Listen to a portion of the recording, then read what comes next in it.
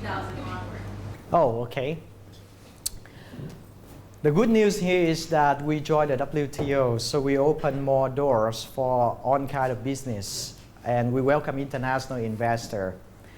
There are provinces that we have a certain destination area to build the industrial zone, and they're working quite well in Vietnam with the young population.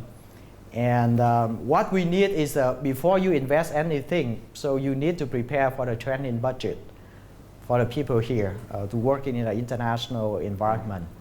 So the major change is that we open more doors to welcome more investors. There are certain areas, like I said before, like infrastructure, telecommunication. Now we have an international investor for that. So there's a market for people to play the fair games here. Yeah, that's a major change. Thank you. Okay, any question? Yeah. Hello, my name is Anna. I'm also a second year MBA and mixed civil business at Vietnamese.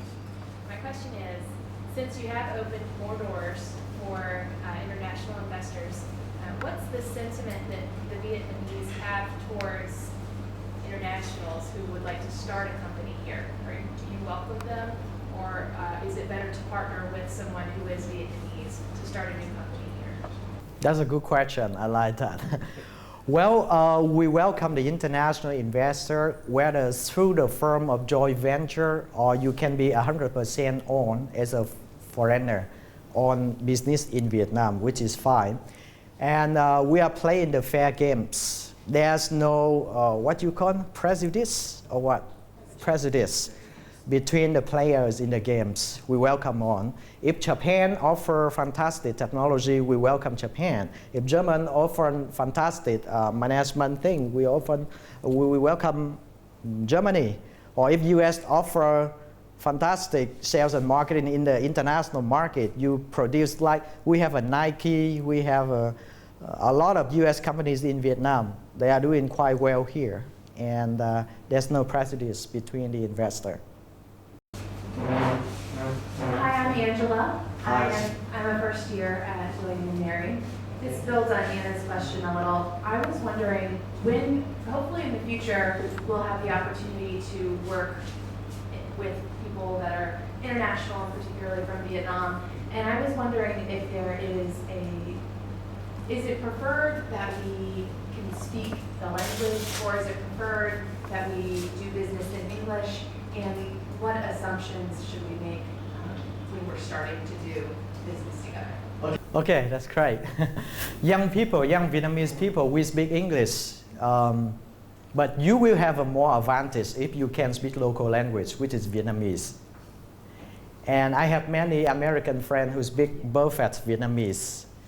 And they're welcome everywhere. I mean, just give you the social contact more easier, and people find very interesting when speak with the foreigner in their local language. So Vietnamese language is easy to learn. I teach Vietnamese when I was in university.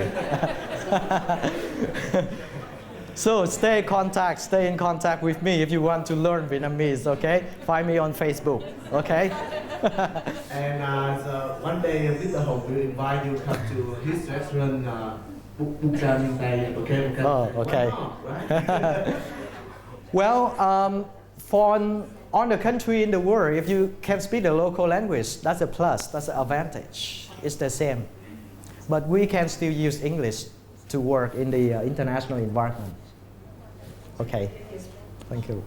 Hi, my name is Chun, and I'm from second year MBA as well. Since you talk about Nike and stuff, we saw a lot of products made from China and also like offer the clothes. We saw like quite amount of that made of Vietnam. So I just want you to compare between like labor costs in Vietnam and in China, the quality or what aspect you see different or. Well, I think for the international brand like Nike, it doesn't matter whether the product is made in China or in Vietnam or in Cambodia. the quality standard is the same because they have a total quality management system to do it. The competitive advantage between China and Vietnam is the workforce. Maybe China has more people. Maybe they offer a lower cost in terms of labor. But whether the shoes are made in Vietnam or in China, once it is branded Nike, it is Nike. So they have a very strict system to control this. So I cannot compare. I don't see any differences. I got a chance to work with Nike as a customer, as a partner, because they have many expatriates to stay in Vietnam, and I take care of the hotel business of Marriott International in Vietnam. So I understand they have a really good system to control the quality of the product. All right. Hi, I'm Sarah. I'm in my 4th year of study at the university. Hi, Sarah. My question is when you address some of the market weaknesses, do you see these being addressed in the near future, or do you think that this is something that will take a long time to sort of overcome in terms of the IPR, the property rights, and the labor laws? Do you think this will happen shortly, or something that will take a longer time to address? I think they are being improved quite a lot. If 3 or 4 years ago, I went to the administrative office, my frustration is high, my temper is high. Now the service is good. The service, they may offer you some tea and cookies at the table already. So I'm quite positive on this. They are working on this because they are aware of the importance of international investment into the country. So it's just because they need more training. It's not the intention to offer such a lousy system, but it's because they lack of skills. That's it. So it's quite positive right now. My name is Hannah. I'm also a 4th year student at William & Mary. My question is about, do local Vietnamese companies find support from the government when they're looking to attract that foreign investment to bring in technology, whether it's through infrastructure support or things like that? What options do local Vietnamese companies have from the government? Oh, okay, that's a good question, but quite difficult. If you do the joint venture, it's easy for the local partner to find the right place to set up the business. For the country competitiveness, my personal view, we don't fight with the international market in terms of high-tech technology. Our strength is agriculture. We have a rice, we have a fruit, we have everything there. So if you invest in agriculture in Vietnam, you build a brand for this. It's easier. We cannot compete with India or China in terms of IT outsourcing, on this stuff. So for the infrastructure, for the IT, for the past 4 or 5 years, we spent a lot of money to welcome the investor, to build the area, but it seemed to me that it didn't work. We grow many good fruit that can export it to foreign country, but we have to use the foreign brand to put on the product. This is really the pity things for us. So we need the investor who is experienced on the brand to build the agriculture brand and export it. Because only this land, this kind of water, this kind of weather can grow this kind of fruit. So why not build a brand for that? So, thank you. Hi, my name is Taylor. I'm a 4th year student at the university. You mentioned that one of the, key industries is agriculture.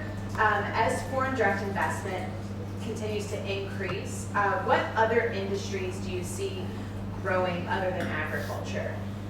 You mentioned that Vietnam isn't really a competitor with telecommunications or any IT, but are there any other industries that you see growing in the next several years?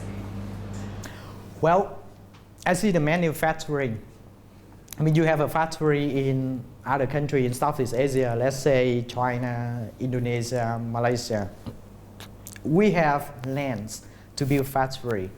And you can do something, to make the product here, to put the brand and export it. For the construction, BOT, what is it stand for? BOT stand? Build, operate, transfer, right?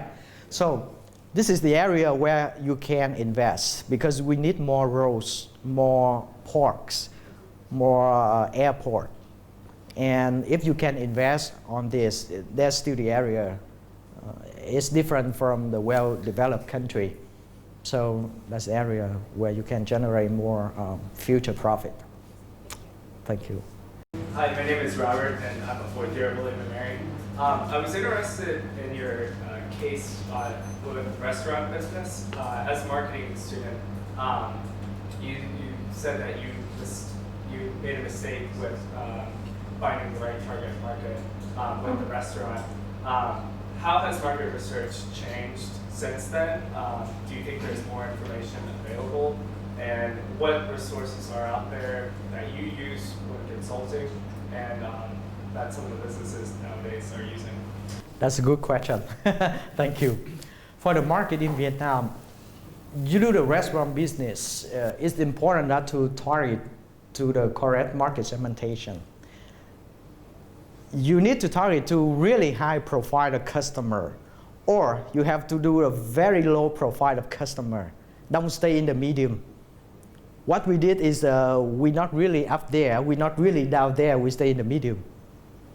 So the operation cost every month is high. There are few restaurants, they are fine dining, and they have a good business in Vietnam. The mistake we make, we did not have a time or effort or money to correct it. That's unfortunate because that's on my saving and some of friends. We don't have an investor. But it's a good lesson. But from now on, it's improved. Once you do it in Vietnam and target to the high or the really low, the middle is quite challenging, especially for Ho Chi Minh City and Hanoi capital, because the rent is quite high, $4,000-$5,000 a month. And for restaurant business, you can do only the lunch and the dinner, and the coverage is just 40 to 50 seats. You don't have enough money to cover for the cost. So target to really high or open in the really low area, target to the people who don't want to pay much for their meal. Then you can be successful. Yeah. I just have a follow-up to that. You brought up an interesting point. In the restaurant business, there's the high and then the low. Just in Ho Chi Minh City, we've seen that there's a lot of businesses now at the very high end. He talks about Rolls Royce and Porsche, but obviously not everyone can afford that. Do you see in other industries other than the restaurant business with other merchandise, do you see that high and low and emerging middle ground, or what do you see in terms of future trends? Well, to my view, the potential one is a supply chain in Vietnam because there are more manufacturing area there, so they need a supply chain. I think it's a potential business here in Vietnam. And you see successful restaurant in the city, there's a history for that. Normally, the owner of that restaurant is also the owner of the land or the space. So when they do business, they are quite okay, stable business. But if you are the investor and you have to rent the space to run the restaurant, it's quite challenging in Vietnam. So there's a history right after we opened the door. So there's certain landowner that they were quite quick on this. So they catch up the opportunity, open the restaurant for 10 to 15 years, and now it's remained stable. Okay?